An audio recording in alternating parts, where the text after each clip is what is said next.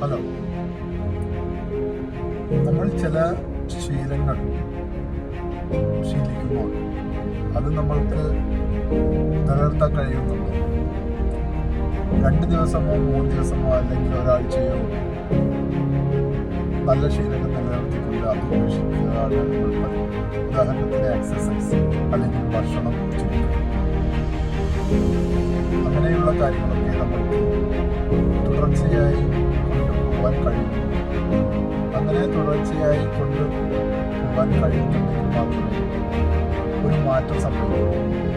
നമ്മുടെ വ്യക്തിത്വത്തിന് മാറ്റം സംഭവിക്കണമെങ്കിൽ ഒരു ശീലം തുടർച്ചയായി കൊണ്ടുപോകാൻ പറ്റുമെങ്കിൽ ഒരു മാറ്റം സംഭവിക്കും. അല്ലെങ്കിൽ ഒരു മാറ്റവും സംഭവിക്കുന്നില്ല.